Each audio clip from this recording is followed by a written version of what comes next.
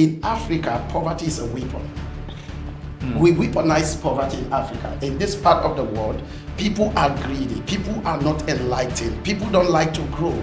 People just like to skip every process. They want to compete with their neighbor. They want to prove a point. So you see, people jump into everything that look big and fast. You do that. How many times can you do that? So the fact that somebody flipped 1,000 to 10,000 in a week or in a month doesn't make the person a consistent, profitable trader. Profitable trading is about consistency, and that is where risk management comes in. You'll never talk about risk management if you don't want to be in the game for long.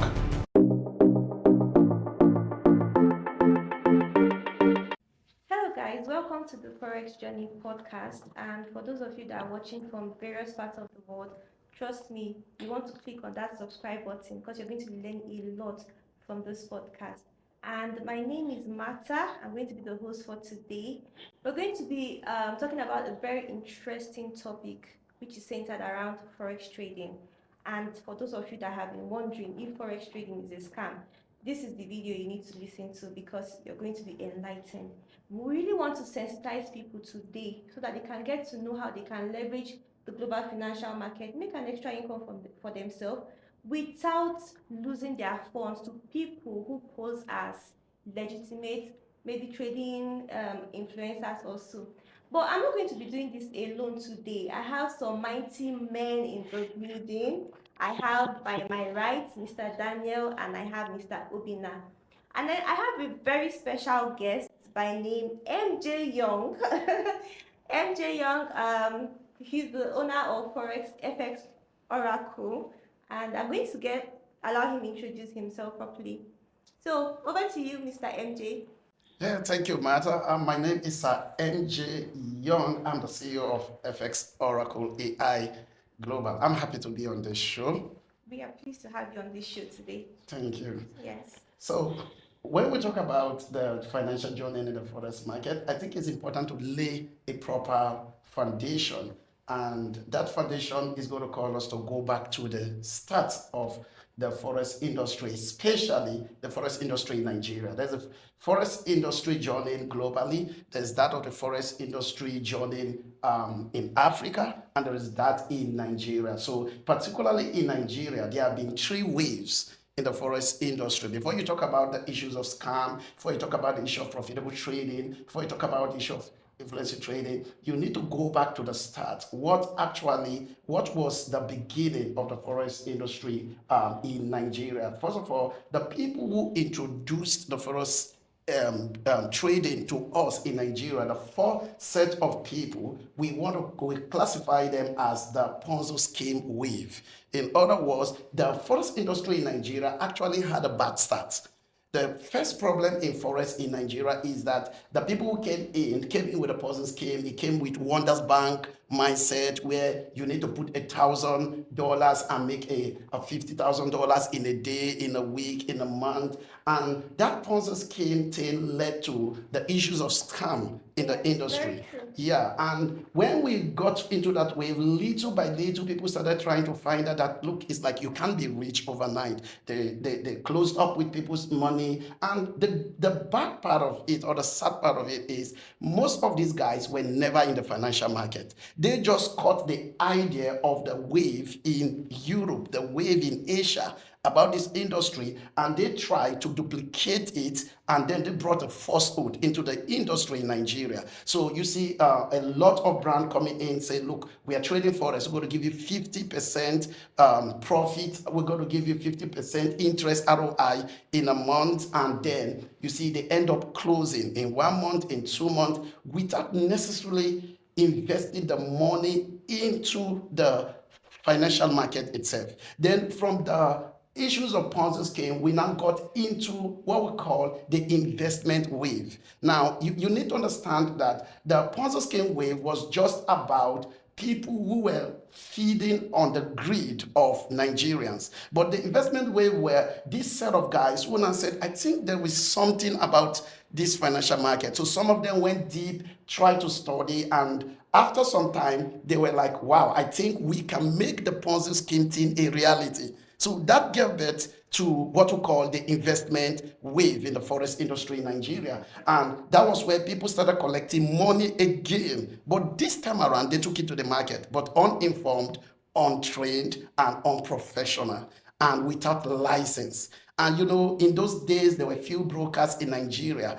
In fact, there was almost low education and enlightenment in the country about trading. So people learn trading from the streets. People learned trading from YouTube. They learned issues of trading just online. They just jumped into it, and then they were like, okay, guys, let's scale, let's get in some investment. So they collected people money, and there was no such thing like palm account trading, like copy trading, social trading, no such technology in the industry. So you needed to give people money, and then they give you return. Now that wave ended with a sad ending, because some of these guys had to go to prison. They had to be tried for billions of naira. There was a lot of tears, a lot of hurts in the industry. Now, it is from the investment wave that people started losing trust in the industry. The issue of loss of trust and confidence in the financial market industry, I'm talking about the forex market, started from that wave. The people who pioneered that wave didn't do good, they didn't deliver. So the expectations of most Nigerians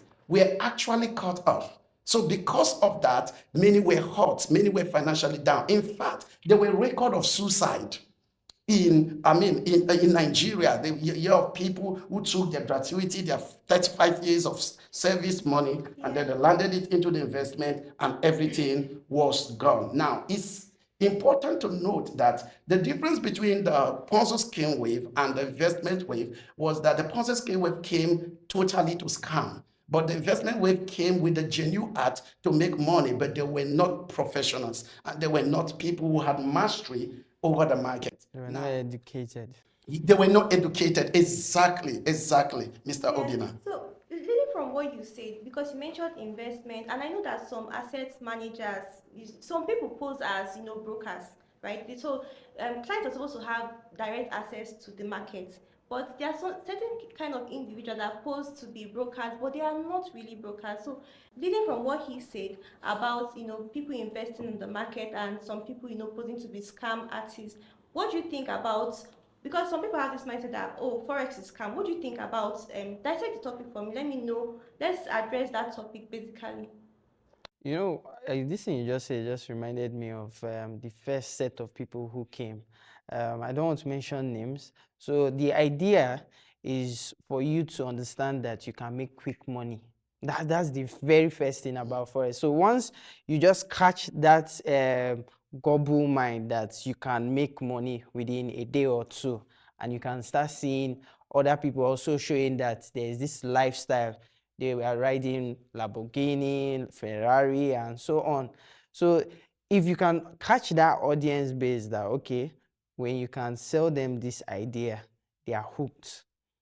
And if you notice, most people use that style to get people. Yeah, and most people are very greedy, so that's why they are very gullible to set up people who are So scam I artists. also think that I think that for the listeners, it's important to also get a clear perspective of the kind of business forex trading is in the first place. Because um, one thing is clear, right? Forex trading is actually a real business. It is identified all over the world as CFD trading. Some people call it spread betting, depending on the jurisdiction you are in. And CFD trading in itself is an actual financial product or service that is recognized all over the world. That's why major jurisdictions in the UK, you see FCA get regulating it. In other parts of Europe, there is an Sec. SISEC, there is in fact, for Europe, there is an ESMA regulation or guidelines that guides how people should behave or interact. In fact, from the broker down to the introducing broker down to even the client, there is a certain way. In fact, from some part of, for example, Russia, Ukraine areas, you need to even go for an exam before you have a live trading account.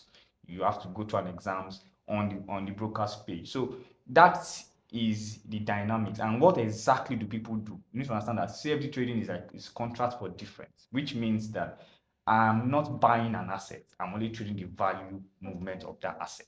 So that is the beginning. That is the conversation. Are people then going into it with a mindset that makes it look like a scam? That is the real conversation that we're having today, and that is what Sir MJ Young is trying to explain. That there is a wave that came into Nigeria in terms of people with the wrong perceptions, and for me personally, I think it comes from culture.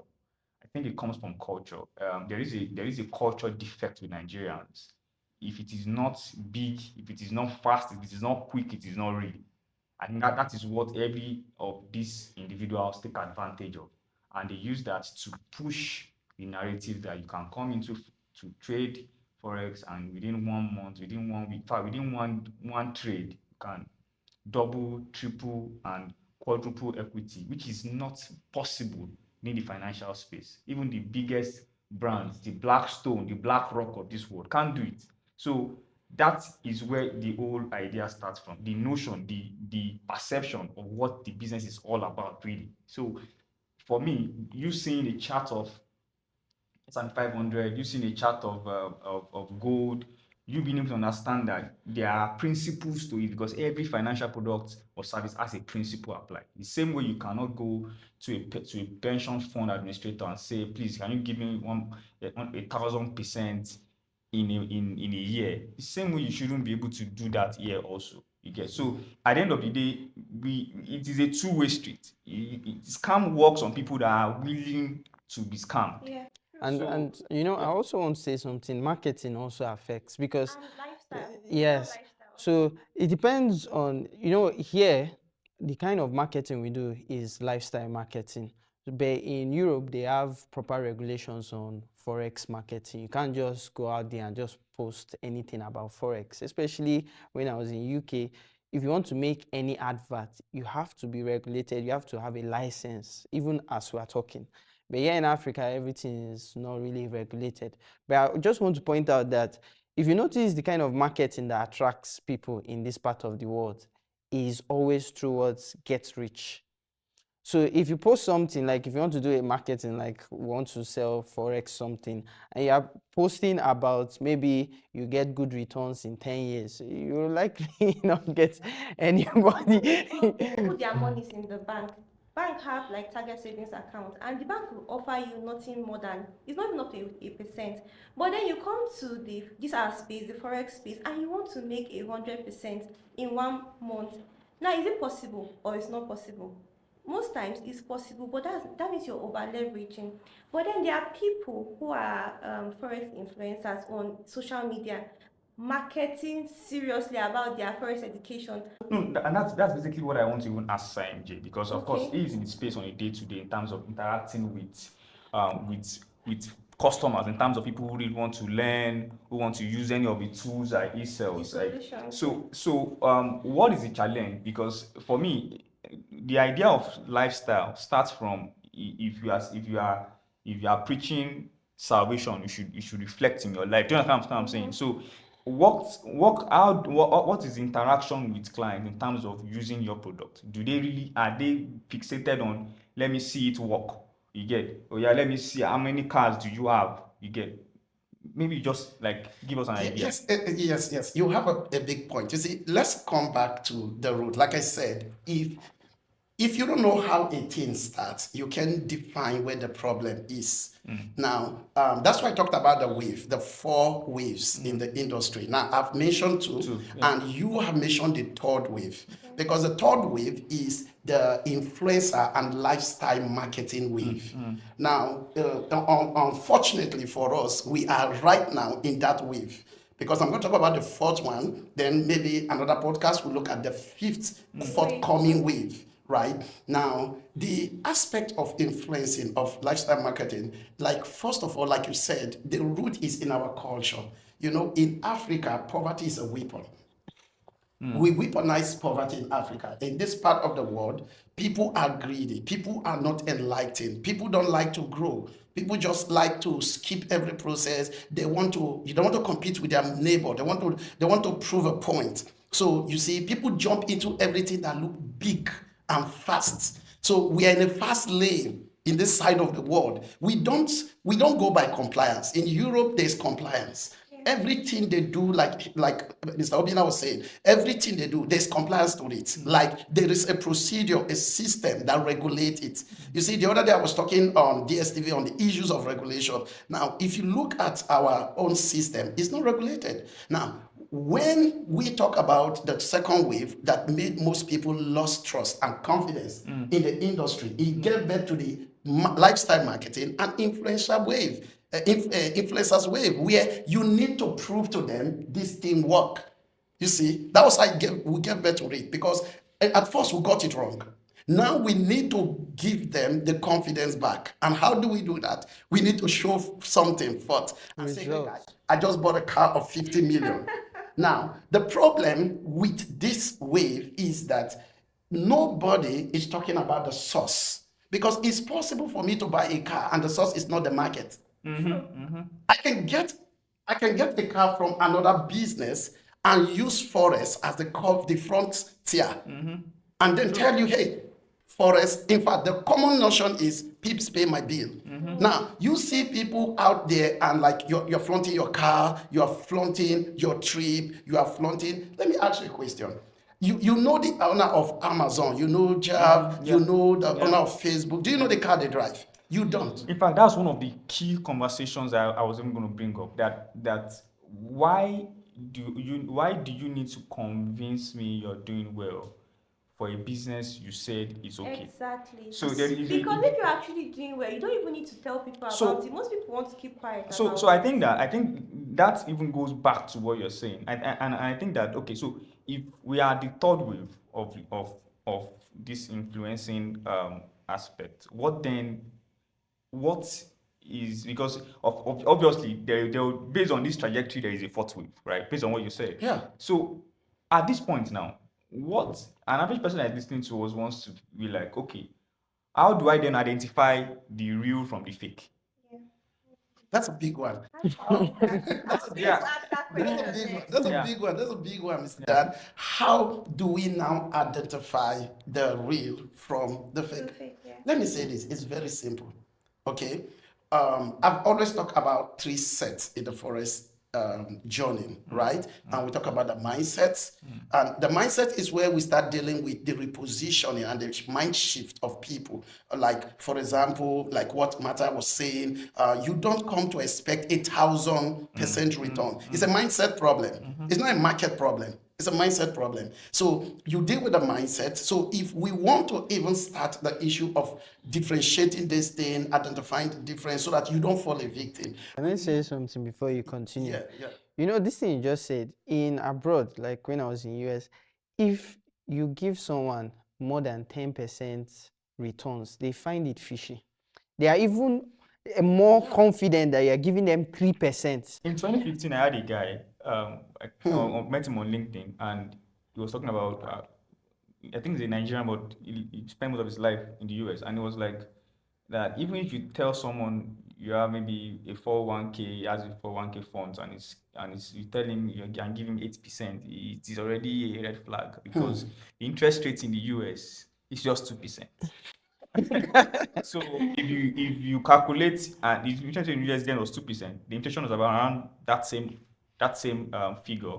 If I was less than 2%, I think, and you want to calculate positive rate of return for that economy, that's around maybe 1 point something. Inflation is maybe 0.75, and interest rate is about 2%, maybe about 0.1 point something is your positive interest in rate of interest.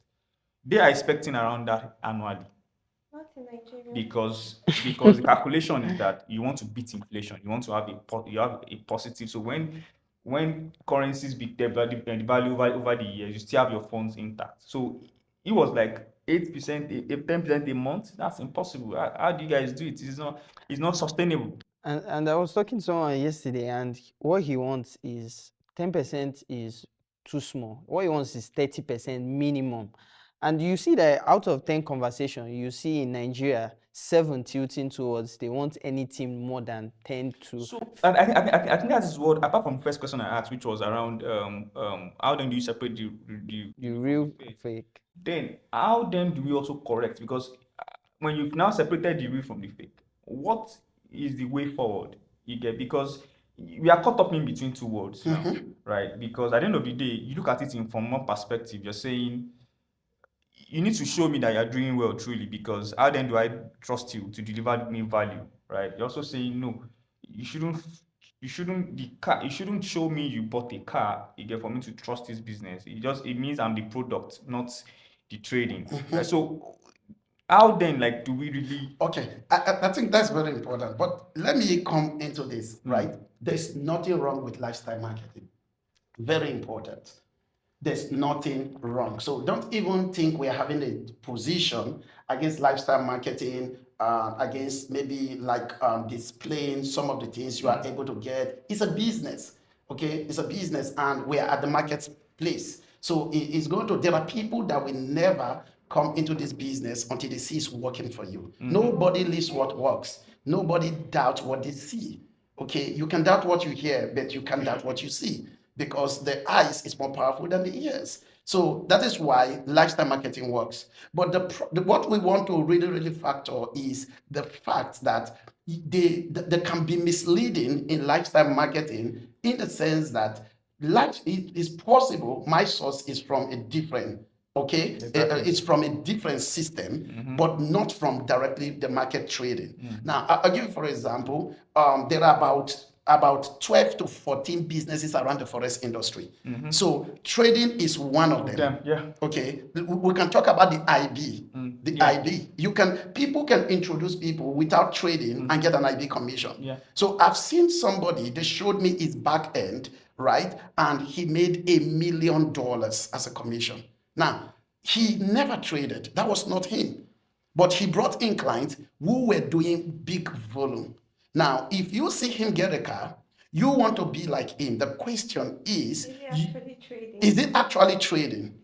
Was it actually the market? Because when I'm coming to you, I want to learn trading directly to make profits. So the lifestyle marketing can call the people, but it can't keep them. So That's word. the lifestyle marketing can call the people. The lifestyle marketing is important in drawing their attention, because if you don't get the attention of the people, you definitely cannot teach them. Okay, so you must get my attention before you can tell me anything. Very true. So What you just said, I've fallen prey to something similar. I joined one academy. I was paying $270 every single month. But I saw them marketing was lifestyle. So I felt like, okay, that was when I was, starting. I didn't really know much about, the FX industry. And when I finally joined, subscribe, they will tell you, go and bring people. And I wasn't caught up for bringing people to make money. I wanted to make money from the trading that you were advertising on your social media platforms. But I wasn't properly taught. In fact, as soon as I paid and my subscription expired after a month, the next month I was just told to just resubscribe. But if you want to make money, bring people. So people, and funny enough, like I tried on my own to trade the market. I wasn't very experienced and I kept on losing money. If I was like other people, I would say forex trading is scam. Exactly. Because I wasn't properly mentored or tutored, right? So I think that, follow up on your comment before we get to that fourth one, is first things first. Should we try to establish here that is forex trading a profitable endeavor itself first, as a financial service, as a product, as an activity? Is it profitable? I think that's where we should start. It will help in terms of tilting our conversation to where we really want to. 100%. 100%. I live for the past 10 years on trading till now from the markets. So it's 100% first legal, 100% profitable. The market is always there. $7.2 trillion market, always open there for you. The fact that you're on the losing side doesn't mean everyone is on the losing side. Okay, so it's profitable and people can truly make a living from the markets. Yeah, that's true. So I think that forex trading, from what all of you just made very good, valuable sense.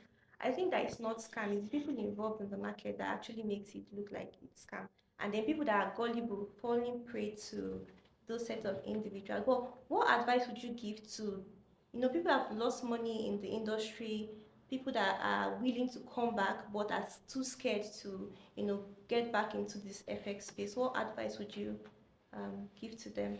It's not even an advice. Let's talk about their journey back.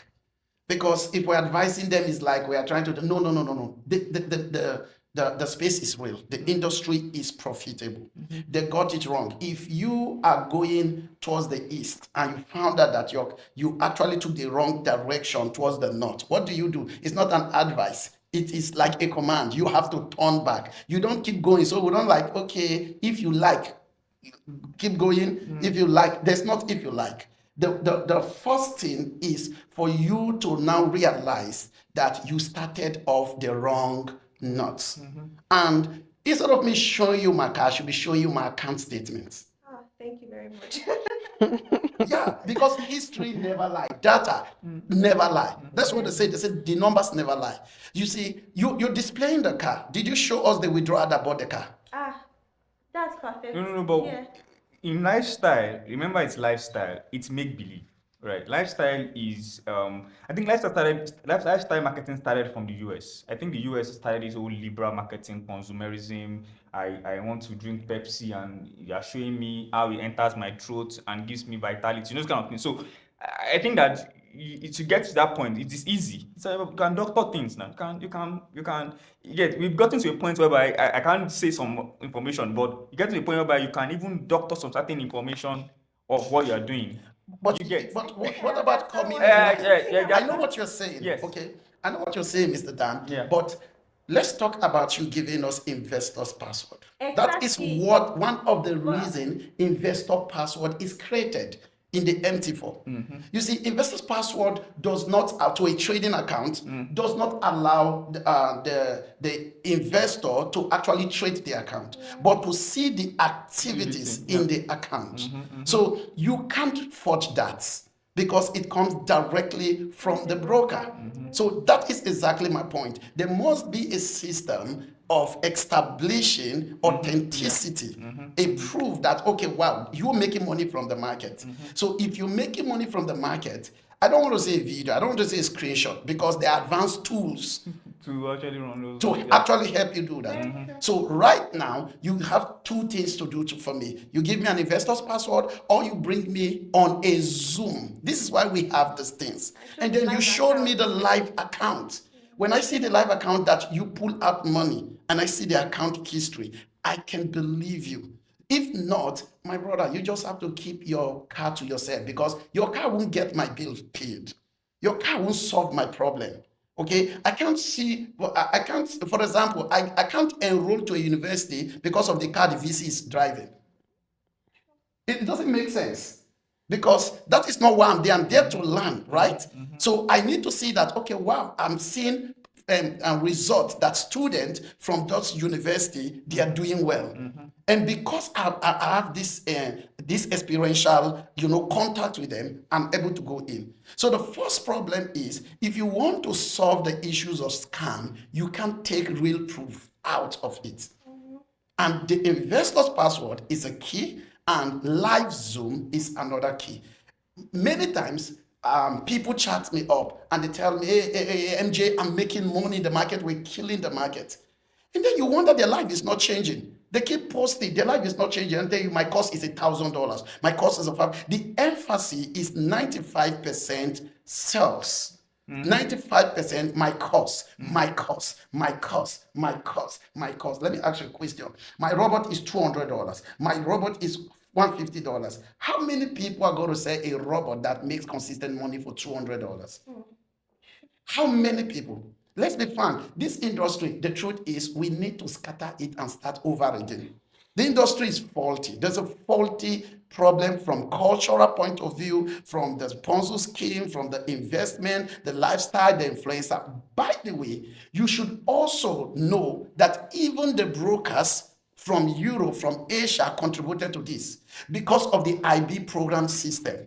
So lifestyle marketing and influencers are sponsored to draw people because they realize Africa are moved by what they see.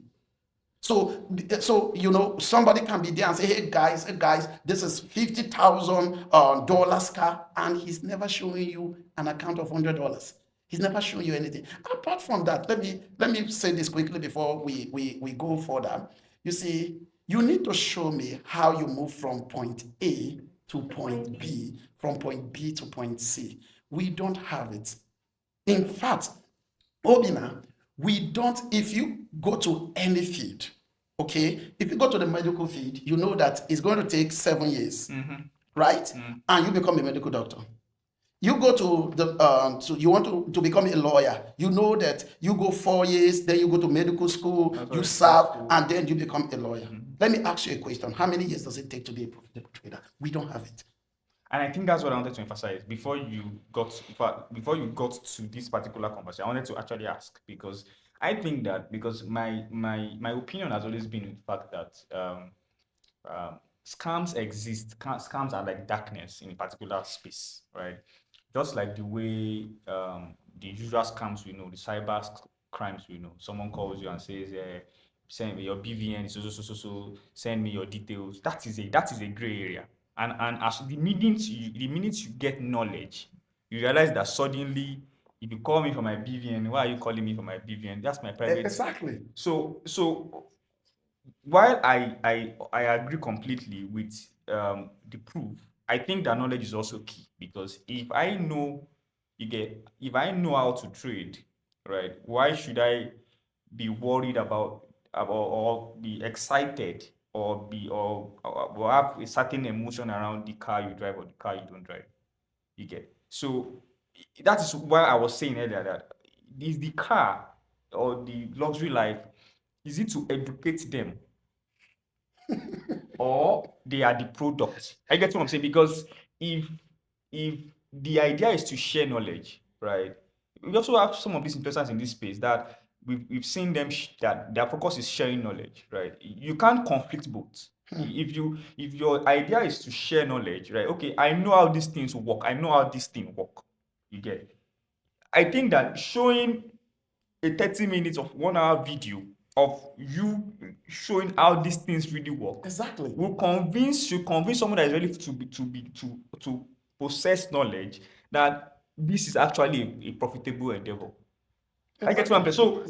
So that's why I'm tilting towards the fact that I think that, and that's what I was saying earlier when I was talking about some jurisdictions where before you even set up a trading account, you are required, you get to go through an exam. What we just do, this part of the world, what we just do is click on terms and conditions. We really click on I agree. So exactly. So imagine someone that has gone through it, because for example, in the UK, for example, if a trader signs up with a broker in the UK, it's an existing rule. Sometimes a broker and loses his or her funds and goes to the FCA and says, "I didn't know what I was doing. I already saw an advert that I was going to make money and I made money." You're going to be sued. You're going to be sued, and that particular client is going to claim for damages. So does that mean that, like you said, should we now bring up a conversation around saying there is a part to play for brokers in this conversation in terms of the whole scam operations or the scam activity or the portraying scam in terms of the business? Is it in education or brokers doing? Overall, because it's just like law enforcement. You get the minute EFCC, for example, in Nigeria decides to say we're going to stop cybercrime, they are going to start chasing people, and before you know, cybercrime will reduce. So who should be our watchdog in this conversation?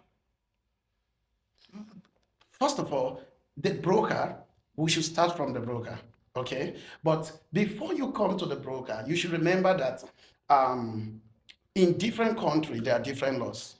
So we must also come to the Nigerian government, because exactly what I was talking about in ADBN TV.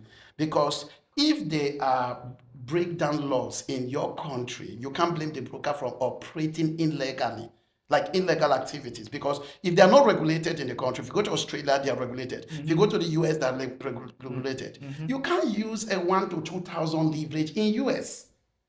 You can't do that.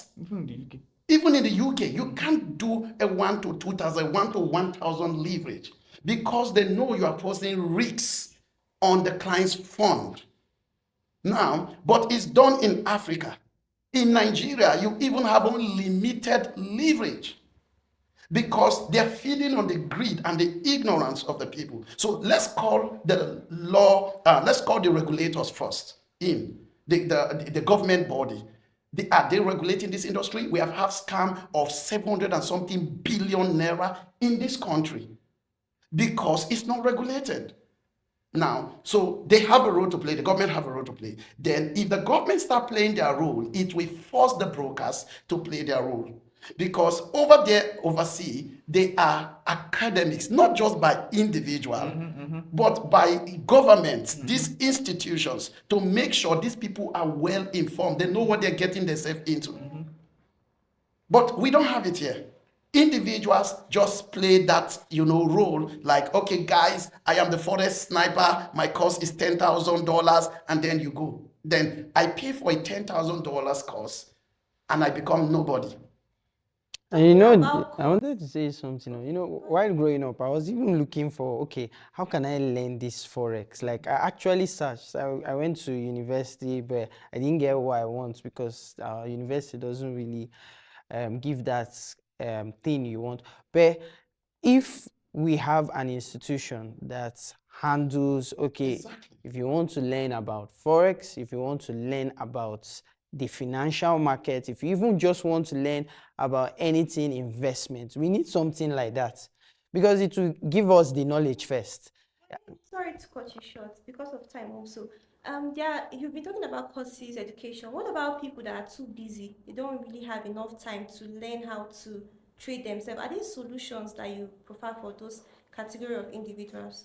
Yeah, that's why we come to the social copy trading system. Okay, so how does it work? Yeah, the social trading system, copy trading system, is a very simple system to say that, look, you can connect your account to an expert trader. And that is where transparency comes, because I can tell you that the fault is not with 100% with the broker, because the broker have provided most of the information the retail traders or the retail investor out there need to make an informed decision. But most times we hate reading, we hate information. We just want to take what people say. We don't go to the resource. For example, when you go to the social copy trading system, you find out that the technology is built in such a way that you can see the account history of the trader. The technology is built in such a way that you can even protect your account. What are you willing to lose? What are you willing to invest? So for those people that are busy, they need to actually, they need to actually learn about that. And one of the broker that actually does that very well is Puprime broker. So when you go to the system, you discover the system is transparent, and then they take their time to educate the people. This is what to do. This is how to protect your account. This is this expert trader study this person. If you find the person result good enough, you what? You copy the person. Nobody, you discover that 99% of the influencers, they are not on social copy trading because you can't see the result there, right? If you are on social copy trading with a broker, the result will tell for himself itself. So I think that there's a particular conversation that we'll talk about, which is around how much you're willing to lose. Maybe in our next podcast, yeah. After the break, we're going to talk about it. So stay tuned, and we'll be right back. Okay, welcome back from that short break. So, Mr. Daniel, you were saying that? Yes, basically, I was trying to talk about understanding risk, but there is no way we are going to be saying determining agency is scam or not, that because it obviously involves money. You get, because why I'm raising up this conversation is that if people go to buy shares, which is also in the financial space, buy shares of a company, for example, we heard about Nestle, we heard about MTN that lost shareholder value, gone to zero. I didn't see anybody at the door of MTN office or or Nestle to say where's my money. So I think that we should also emphasize or talk about or expand on the conversation around risk in this space. You get, so because what makes something a scam is that I'm losing my money to something, right? So what then is the risk exposure for someone coming in new, or someone that's an existing trader, or someone that just wants to just be better than what he or she is at the moment? When you talk about a scam and you talk about risks, there are two different things in one space. Whether you are into a genuine business or is real or fake, risk is involved. In the real space, risk is involved. In the scam space, risk is involved. The question becomes the issue of scam. There's an intent to deceive. Yes. There's an intent, and they know it's fake. Now, the issue of risks is all about the fact that you can't take risks from anything in life, including the market. Just like you said. Now, there are shares in most banks right now that have been down for years. Nobody has gone to the bank, like you said. Nobody has knocked at their door to say, hey, give me back my money. In fact, you have banks that have closed. But when it comes to the Forex space, we want to see a failed business as scam. We need to also differentiate that. Yes. A failed transaction, maybe an account blown as scam. You don't call, maybe when something goes wrong in trading, maybe somebody trading a live account or managing fund, like a fund manager, where he can prove to you that that money was lost in the market. You can call that a scam. Yeah. That's not a scam. That is business going south. That is part of the risks you signed for. Now, the risks is, when it comes to risks again, risks is not actually, it's not something that has been hidden in the industry. If you go to the broker side to sign, they're going to tell you that you can lose more than your fund. Yes. In fact, they can tell you can even lose more than your investment. So sometimes you used to wonder, how can I lose more than my investment? I realize that you are not just investing money, you're investing your health, your mental health. Imagine you lost what can damage your mental health or you emotionally. You see, so risk is there, but you are informed. So how do you handle the issue of risk in this space? It all boils down first to information, education, because most people just want to make money on overnight. But let me say this quickly: you don't become rich overnight; you become rich over time. In the law of finance, you don't become rich overnight; you become rich over time. Once you have the disposition of overnight wealth or making money overnight, becoming rich overnight, you will always fall for, you will always expose yourself to too much risk because you want to make it. So you will over leverage your account, like what Martha said the other time. You over leverage your account and you get yourself into trouble. You don't just get yourself into trouble, you get your future into trouble. You get your family into trouble. You get your mental health into trouble. So if you want to manage risks, you start by managing yourself. If you can't manage yourself, you can't manage risks, because risks emanate from greed. If you overexpose yourself, if you are too greedy, you overexpose your account. For example, you want to turn $8,000 to $10,000 in 1 month. You see, who does that? Only on this side of the world. Now, let me say something. Flipping of account is not real trading. It's not going to get you profitable, because how far can you go? Okay, how far can you do that? How many times can you do that? So the fact that somebody flipped 1,000 to 10,000 in a week or in a month doesn't make the person a consistent, profitable trader. Profitable trading is about consistency, and that is where risk management come in. You will never talk about risk management if you don't want to be in the game for long. I want to be in the game for long. I want to make Forex a profession, not a side hustle. Because if you see Forex as a side hustle, you definitely go to expose yourself to many risks because you want to blow. And the only thing you're going to blow is your account. Thank you. Thank you. That's the only thing that's going to blow is your account. And then you go back, you cry again, and you come back to the market. The market is always there waiting to take more. And MJ, there's another part of risks that we have not also talked about. Now, an investor comes in and there's what you call risk appetite. So you need to also talk about each person's risks. What I will call risky might not be his own risk. I can say, okay, if my account goes below 10%, it's too much for me. Another person say, if the account is more than 30%, he's okay, he can handle it. So we also need to factor in the investor. What is their risk appetite? What's the risk tolerance? Yes. To what level can they tolerate risk? That's risk appetite. It's about tolerating losses. Now, I think we need a special time to talk about that, because most investors are willing to talk about the profits, ignoring the risks. For example, an investor can tell you, I'm not willing to risk more than 10% of my account, but he wants to make 50% of his account. Thank you. Unrealistic. So if we're talking about your risk appetite, we should also control your profit appetite. Yes, You because shouldn't have a because large profit appetite. yes, because if you are willing to get And exactly matter.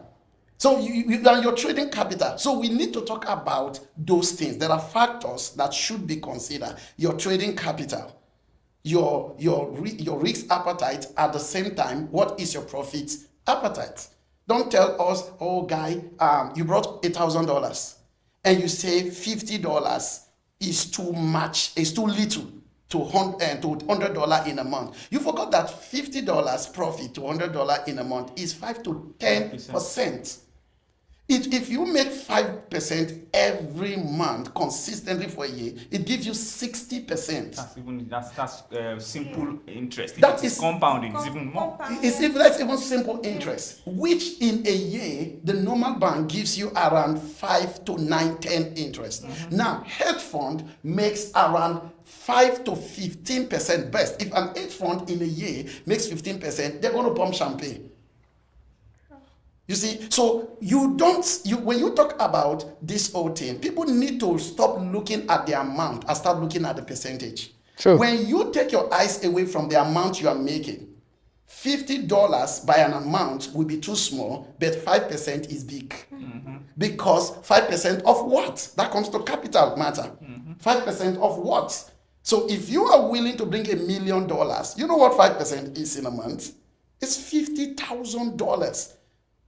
If you are willing to bring $100,000, you know what 5% is in a month. So it will go a long way. So the first problem with what you're talking about the risk appetite with most people, is that they are not willing to bring a big capital. They want a big profit. Yeah. They are not willing to risk big, but they want to make it big. It doesn't work that way. So when we come to risk appetite and risk tolerance, we must classify the tolerance level of the investor into low risks. You talk about the low risk model, okay? Then you talk about the medium risk model. Then you talk about the high risk model. So the low risk model, you need to let the person know that, okay, in this low risk, you are not going to lose more than 5 to 10% of your account. And you definitely should not expect more than 1 to 3, 4% or 2% of your account. If you do well in a month, that means you made 5%.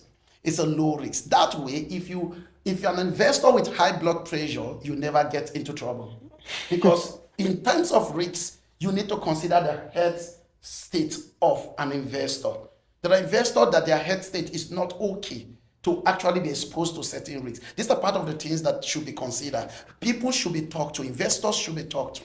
And then we now talk about the medium risks. If you're talking about 5 to 10%, you have gone to medium risks. Let me tell you, anything above 10% in a month is already on the high risk side. Professionally. I think that Simon, I think it's important that maybe we'll have to discuss this. That I think we should have another episode on basically on investment, on the investment mindset. I think that because we will never finish this conversation if we talk about, because there are lots we said earlier, from culture to mindset to mentality. Because I believe we are compulsive gamblers in this part of the world. Even the pastor that goes to the pulpit to preach is compulsive. He wants to just be rich. So I think that is where you usually fall prey. For example, when I was younger, someone just sent my mom a message. Right? Phones were still new then. And someone said, you want something, 500,000 or 5 million from La Casera. Yeah. So when she sent, then I think we were looking for money to even eat that day. So La Casera, 5 million, imagine. So automatically she just started thinking about it, that this might be possible. And I thought about it. Like I said, at least we know of Coke. There's a Coke, there's nothing like I said. So how did you win from like I said? Do you drink Casera? Where do you keep the Coke? So you see that there is a compulsive approach that someday, somewhere there's a miracle coming that suddenly I'll just become rich. Sure. So if someone that is just waiting, they're just looking lifestyle to just meet up with that expectation, you are into it and you call it, then target a scam. That's what brings me to the fourth conversation. We talked just about the Ponzi approach.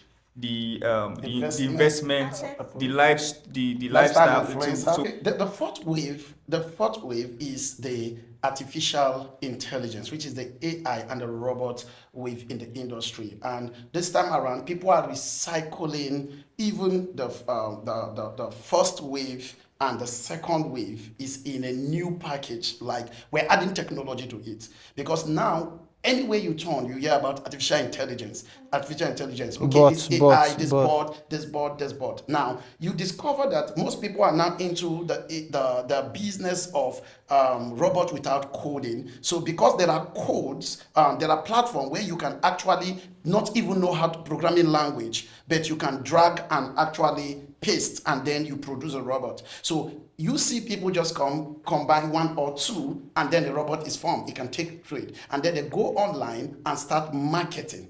So amateurs have come into it and now it's now bringing another problem in the industry. Because people are blowing their They are accounts. blowing their account again. Now, if you check, even the lifestyle marketing and the influencers marketing is giving way gradually to the artificial intelligence stage because now the people who bring this AI don't necessarily bring car. They just tell you there's no need to sit on chart. There is no need. So they're trying to take the hard work on the chart off the table. Now they're telling you this can do this, this robot make $10,000, make 200%, 200%. You discover those percentage thing again. We're coming back, recycling the first wave that led to sponsor scheme, investment crash, that led to loss of confidence in the industry. So you now hear my robot is doing 500% in a month, 200%. So people ask you, how many percent is robot doing? And you say 10%, 5%. Say, no, that's not it. I know of a robot doing 300%. And so it's causing another collapse. These are issues that need to be discussed. How do you identify a good artificial intelligence? What do you look for? What makes up a bad robot? How do you test it? How do you prove it? What are the procedures? So we're going to be looking at that in the nearest future. But for now, I think we need to move on. Okay, thank you so much for your time. It has been a very enlightening section. So my last question will be: so what's the way forward? no, so yeah, because why we need to even ask way forward is because the question was, are forex traders liars, right? As So scammers. are they liars? Are they Are we in scammers? an industry of scam? Yes. So they need to know to conclude based on you get, but of course based on what we've discussed so far. We're going to share our views. But my view is that the business itself is static. That is the business. It is a principle. It is a financial product that you can take advantage of. You can trade gold, can trade any of the commodities, can trade the currency, can trade anything. That is the baseline, right? Then, do we then need people to be properly educated? Education, they say knowledge, they say is light. As soon as you have the knowledge, you identify that this is, I don't need this. I'm not. You don't have to show me Lamborghini. Just show me that you can do it, and I follow you. Yeah, you're my mentor. I'm your mentee. Then I also be able to replicate the same result you replicate. I don't know if you have additions. My own view for concluding is mindsets. So I just believe that when we start changing our mindset about what we call investment and what we want as returns, it helps us to also identify scams. Because like I was saying, when I started trading, the very first thing that attracted me was what is my consistent returns. But over time, I started seeing that what people really want to hear is, okay, how much are you making? What are you driving? And so on. But if the mindset is right, I believe on my own side that people will start being able to identify the scams and they will now know, okay, this thing is legit. Everybody, even in Europe, knows that they can put part of their savings in the Forex market. They can put part of their savings in mutual funds, in land. But here in Africa, it looks like it's a scam. But if the right mindset is there, they know that, okay, this is a right investment. They just need to identify who is giving the most trustworthy investment opportunity and they can key into it. Yeah, true. Yeah, and Joel, if you want to wrap this up, we need to go back again to the education part. The question is education just an awareness, just an information? No, because if information is passed and is wrong, it becomes known ignorance. So that's what we call known ignorance. Nobody talks about it. We have ignorance and we have known ignorance. You see, known ignorance is a situation where the information you got is actually not the workable information. It can produce the result that it's supposed to produce. So you are aware of something, but you are not having a proper understanding. And that awareness can lead to you resisting the real information. So somebody can be arguing with this podcast, for example, because he's suffering from a known ignorance. He's saying, no, no, no, that's not what my mentor told me. No, these guys are just doing this. No, this lady is just doing that. Now, what is fighting from his inside is what? Is an information that have been stored there that is wrong. So he's now suffering from not ignorance, but from known ignorance. So what does that take us to? We need to first unlearn. Yeah, True. to relearn. Thank True. you so much. So moving forward from what you just said about forex mentors, I think they need to change their paradigm in service delivery, because you can't really buy into people's emotion. Your client is telling you they want to make 100%, and you know that it's not safe. Amazing. But you will still like try to sugarcoat everything just so that you can appeal to the person's emotion. I think we should actually change our paradigm in service delivery and tell them how it is supposed to be. And I believe in subsequent podcasts that we're going to be having, we're going to, dive more into the forex industry and get people sensitized so that you can end up making the kind of money you should be making, and not, over leverage your account, lose money in the industry. So thank you so much for watching. If you haven't subscribed again, please hit the subscribe button right now and expect more from Forex Journey. Thank you very much, everyone. Thank you. Thank you. All right.